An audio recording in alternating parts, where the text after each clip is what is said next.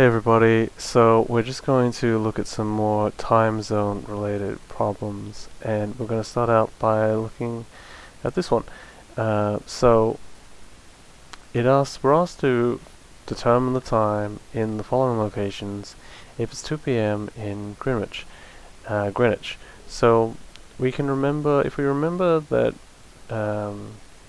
coordinated universal time, or UTC, is and Greenwich Mean Time are the same thing, then we know that 2 p.m. UTC or GMT tells us that we can use this information. If it's 2 p.m. here, then we can use the different time zones from -12 to +12 to determine what the time is in every other location. So in our first one we have Athens, which has a UTC of +2. So if UTC is 2 p.m., this is going to be 2 hours after that time. So in Athens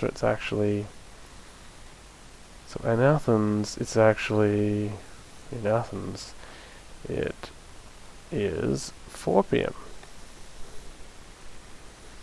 What about B, Mexico City? So Greenwich or GMT or UTC is actually 6 hours ahead of Mexico City. So we need to go back 6 hours. So if we go back 6 hours from 2 p.m., we are going to be at 8 a.m. Right? We're at 2 hours to 12, go back another 4 hours to 8 a.m.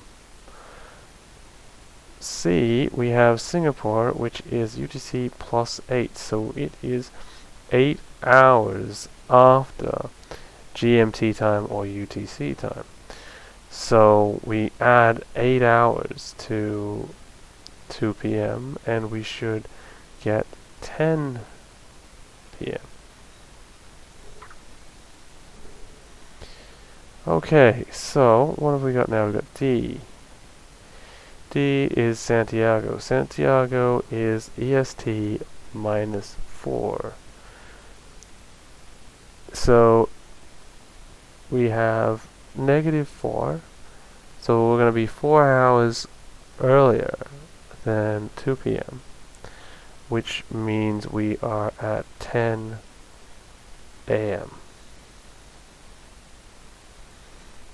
Okay, so in order to solve these problems, basically we have to work out, are we going forwards, is this particular time zone after the time zone we're comparing to, or before the time zone we're comparing to?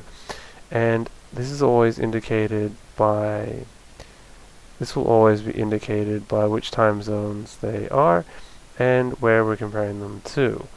So in this case, we're comparing them to GMT and UTC, so we know which time zone is going to be before and after UTC and GMT. And so that makes life very easy, because if we know what the time is, then we can just follow every code and time code and for each time zone, and that means we can easily find the answer. But that won't always be the case. So I hope this video was helpful, and I will see you in the next one.